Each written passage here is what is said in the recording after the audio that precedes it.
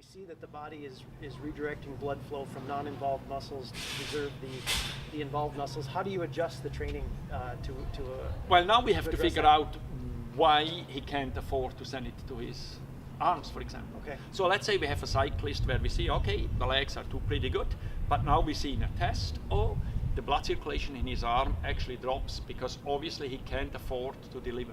So now the next question was coming up. Obviously there is some limitation in delivery, or there may be some limitation in actual utilization.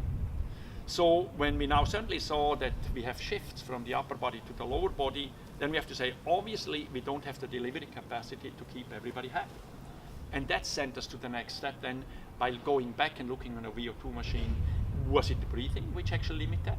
So we have situations when the breathing itself, respectively when the athlete is so good trained that he has so much blood vessels in the whole body system that if they all open during performance, the delivery system like the cardiac output or the breathing itself can't actually afford to send all that oxygen into the possibility you have. That's the sleeping giant Exactly, concept. Yep. exactly. So now they certainly have to say, well, sorry guys, if we like to be happy, so I as a breathing system and I as a cardiac system need enough oxygen, I can't afford to pay my arms, and you don't need it anyway. Right. So we suddenly realized, oh, when we actually see that concept, we actually can say that athlete has a systemic limitation, like the cardiac output is not good enough, or his breathing can't actually afford to send it in. Sure. Or when we see it didn't happen, so we never saw a drop there and there, but we saw that you actually start to reduce blood flow in the whole body at the same time, we knew, okay, there could be a more limitation locally.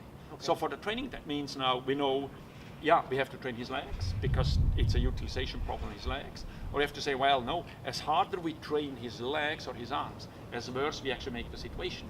Because that sleeping giant is getting a bigger giant and is not anymore sleepy. He wakes now up Right. and sucks or takes a risk that I not can improve anymore because the delivery system hangs behind. And this is the concept of the central governor, where the brain is acting to preserve the entire system. It's a concept which is, I mean, a lot of people smile about that because Timothy Noakes is one of many other guys who believes that the central governor system or central systems obviously are much more important than we thought in the past. In the past we just said, sorry, your legs are too weak, that's it.